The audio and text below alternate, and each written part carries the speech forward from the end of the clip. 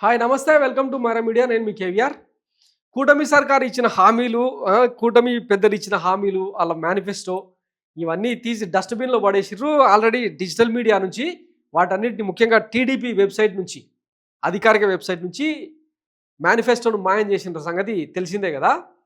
వాస్తవానికి సూపర్ 6 హామీల మీద కొండంత రాగం తీసి అదేదో పాట పాడిరన్నట్టు ఇప్పుడు డబ్బులు లేవని చెప్పి సాక్షాత్తు పార్లమెంట్‌లోనే మన విజ్ఞాన సంస్థల అధినేత, ఆయన పేరేంది, ఎంపీ, యువ నాయకుడు, రాష్ట్రంలో డబ్బులు లేవు, సంపద సృష్టి జరిగిన తర్వాతనే సూపర్ 6 హామీలను అమలు చేస్తామని ఆ పార్లమెంట్ సాక్షిగా చెప్పిన మాటలు గుర్తు చేసుకుందాం. తర్వాత చంద్రబాబు గారు కూడా రీసెంట్‌గా నీతి ఆయోగ్ సమావేశంలో కేంద్ర ప్రభుత్వం నుంచి పెద్ద ఎత్తున నిధులు వస్తా ఉన్నా కూడా అవి పోలవరానికి, అమరావతికి ఖర్చు అవుతా ఉన్నాయి. వాటిని పక్కకు తీసి ఖర్చు పెట్టి ప్రజలకు ఇవ్వలేమని చెప్పి ఆయన మాట్లాడిన మాటలు ఒకసారి గుర్తు చేసుకుందాం. దాంతోపాటు నిన్నటికి నిన్న ప్రజలకు ఫ్రీగా డబ్బులు ఇస్తే తాగి తందనాలు ఆడతారు, అందుకే ఇవ్వదలుచుకోలేదు అని చెప్పి ఆయన ఓపెన్గానే, మరి అది తిర్రి కామెంటా లేకపోతే బల్బు కామెంట్ అన్నది తర్వాత సంగతి. కానీ కొన్ని సార్లు చంద్రబాబు గారు తాను ఇచ్చిన హామీలను మర్చిపోయి రియాలిటీకి దగ్గరగా మాట్లాడడం రాష్ట్ర ప్రజలు గుర్తించాలన్నమాట. ఎందుకంటే ఇప్పుడు కాదు, 1999లో ఫస్ట్ టైం ఎలక్షన్స్కు వెళ్ళిన చంద్రబాబు గారు ఆ రోజు నుంచి ఈనాడు పత్రికలో మీరు డాక్యుమెంట్స్ కనుక చూస్తే ప్రతిసారి కొన్ని కామన్ హామీలు ఉంటాయన్నమాట. యువతకు ఉద్యోగ అవకాశాలు ఇప్పించలేకపోతే నిరుద్యోగ భృతి, అది ఎన్నికలకు దాన్ని రేటు పెరుగుతూ ఉంటుంది తప్ప అక్కడ ఉద్యోగాలు రావు. ఆయన పాలనలో ఏమీ జరగదు. కేవలం రియల్ ఎస్టేటు, ఇసుక దందా, లిక్కర్ దందా ఇవి మాత్రం మన కులపోలకు మాత్రం దారదత్తం అవుతూ ఉంటాయన్నమాట. ఈసారి కొత్తగా ఏమన్నా జరిగిందా అంటే ఏమీ లేదు. అదే. సో ఈ నేపథ్యంలో ప్రజలకు ఇచ్చిన హామీలు అన్ని రికార్డెడ్ ఎవిడెన్సెస్ ఉన్నాయి కదా! మరి అట్లాంటప్పుడు జగన్మోహన్ రెడ్డి అడుగుతున్నట్టు ప్రజలు కూడా ఎందుకు అడగొద్దు? చంద్రబాబు చీటర్ కదా! ప్రత్యక్షంగా కనిపిస్తున్న చీటర్. ఆయన మీద 420 కేసులు ఎందుకు పెట్టకూడదు? ఇది లేటెస్ట్ డైలాగ్ అనమాట. చంద్రబాబు చీటర్ కదా! ప్రజలను మోసం చేసిన బాబుపై 420 కేసు పెట్టకూడదా? పార్టీ నేతలతో భేటీలో మాజీ సీఎం వైఎస్ జగన్ ధ్వజం. ముసలమ్మ కూడా బటన్ నొక్కుతుందన్న బాబు ఇప్పుడు ఎలా నొక్కాలో చెవిలో చెప్పమంటున్నారు.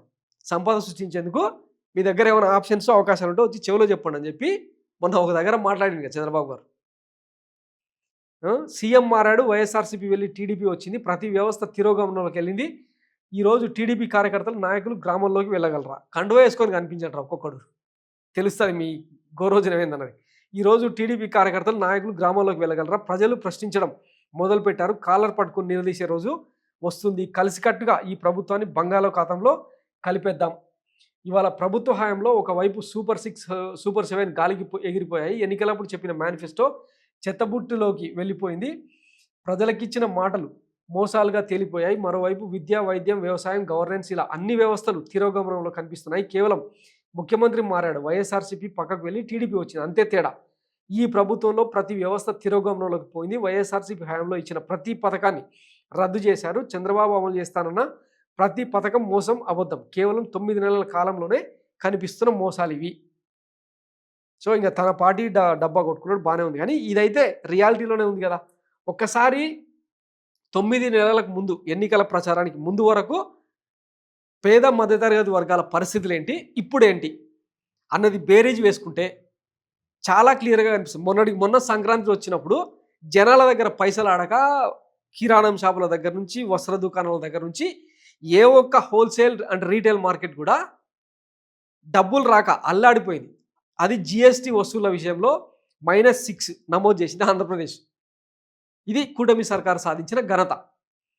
అంతకుముందు కరోనా సమయం పరిగణలోకి తీసుకున్న 2.5 సంవత్సరాల విలువైన కాలం ఒక్క ఆంధ్రప్రదేశ్కి కాదు, వైఎస్ జగన్మోహన్ రెడ్డికే కాదు, యావత్ ప్రపంచం మొత్తం ఇబ్బందులు పడ్డ సంగతి తెలిసిందే కదా. అట్లాంటి సందర్భంలో కూడా తాను ఇచ్చిన హామీలను ఏ రోజు కూడా ఆపకుండా, అబద్ధాలు చెప్పకుండా, ప్రజలను మాయం చేయకుండా, మోసం చేయకుండా ఎట్లా ఇంత చిత్తశుద్ధితో అమలు చేసిండో గుర్తుంది కదా. మరి అట్లాంటిది చంద్రబాబు గారు ఎందుకు చేయలేకపోయారు? వాస్తవానికి చంద్రబాబు గారి వయసు రీత్యా, ఆయన అనుభవం రీత్యా చూసుకుంటే జగన్మోహన్ రెడ్డి బచ్చా, పిల్ల బచ్చా అని అనుకుందాం.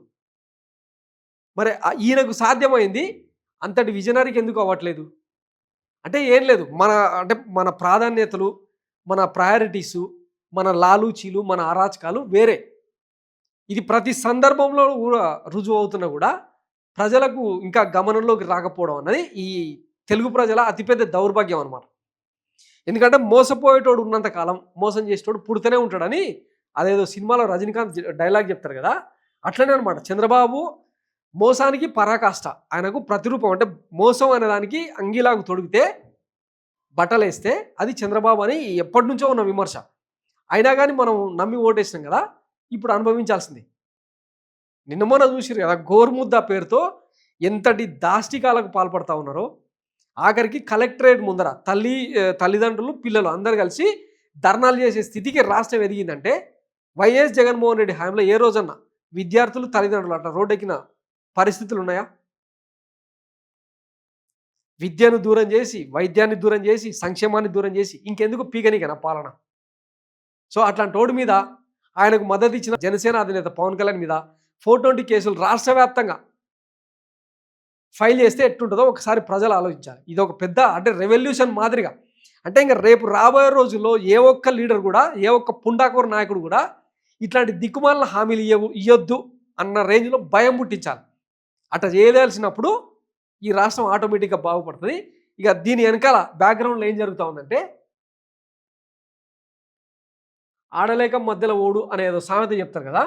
ఇక ఉచితం అనుచితం పథకాలతో పరాన్నజీవులను సృష్టిస్తున్నామా? ఏ పని చేయకుండా రేషన్ డబ్బులు దీంతో పనిచేయడానికి ఇష్టపడట్లేదు. మహారాష్ట్రలో ఎన్నికల ముందు పథకాలతో రైతులకు కూలీలు కూడా దొరకడం లేదు. నిరాశ్రయులను ప్రధాన స్రవంతిలోకి తేవాలి. దేశాభివృద్ధికి వారు తోడ్పడేలా చేయాలి. సుప్రీంకోర్టు సంచలన వ్యాఖ్యలు అని చెప్పి ఇది ఒక బ్యానర్ ఐటమ్ వేసింది. ఎవరు? మన కులపత్రిక అనమాట, ఆంధ్రజ్యోతి. ఈనాడులో కూడా సేమ్ ఇదే స్టోరీ ఉంటుంది, ఒకసారి చూడండి. ఇప్పుడు సుప్రీంకోర్టు ఏ సందర్భంలో మహారాష్ట్రలో ఏదో ఇన్సిడెంట్ను దృష్టిలో పెట్టుకొని ఉచితం అనుచితం అని చెప్పి ఏదో సెన్సేషనల్ కామెంట్ ఇచ్చింది, బాగానే ఉంది. దీన్ని ఆంధ్రప్రదేశ్లో పతాక శీర్షికల్లో ఎక్కించాల్సిన అవసరం ఏముందంటే, రేపు పొద్దున ప్రజల నుంచి పెద్ద ఎత్తున అనూహ్య స్పందన వచ్చి, తిరుగుబాటు వచ్చి, రివోల్ట్ అయ్యే అవకాశం ఉన్నప్పుడు చూసారా, సుప్రీంకోర్టు కూడా సంక్షేమ పథకాలకు విరుద్ధం అని చెప్పి చెప్పుకునేందుకు అనమాట ఈ తిక్క కథనాలు అన్నట్టు. దీని వెనకాల ఒక పెద్ద కుట్రకోణం ఉంటుంది. ఇప్పుడు సుప్రీంకోర్టు ఊరికినట్టు చెప్పదు కదా. మరి ఇది నిజమే అనుకుందాం. తప్పుడు హామీలు ఇచ్చిన నేతలకు ఎట్లాంటి కేసులు పెట్టాలి? వాళ్ళని ఎందుకు బొక్కలేయకూడదు? ప్రధానమంత్రి నరేంద్ర మోడీ దగ్గర నుంచి మొదలు పెడితే ఈ దేశంలో ప్రజలను మోసం చేసిన నాయకులు ఉన్నారు తప్ప, నాయకులను మోసం చేసిన ప్రజలు లేరు, ఒక జగన్ తప్ప. జనాన్ని నమ్మి మోసపోయిండు, అది వేరే సంగతి. సో ఏం చెప్పదలుచుకున్నారు మరి? సో ఇటుంటుంది అనమాట ఈ కూటమి సర్కారు చీకటి దెబ్బలు, ఇలా పచ్చపత్రికల లుచ్చారాతలు. సో వీటన్నిటిని పరిగణలోకి తీసుకుంటే ఇక రాష్ట్రం బాగుపడేదైతే ఏముండదు. సో ఇప్పుడైనా రియాలిటీలోకి రావాలి. ఎవరు అభివృద్ధి సాధకుడు, ఎవరు పనిమంతుడు, ఎవడు పనికిమాలినోడు అన్న లైన్లోకి వస్తే రాష్ట్ర అభివృద్ధి, సంక్షేమం అన్నీ కూడా ఎప్పట్లాగానే జరుగుతాయి. అది ఆలోచించాల్సింది ప్రజలే. Thanks for watching Myra media. నేను మీ కేవీఆర్. Thank you.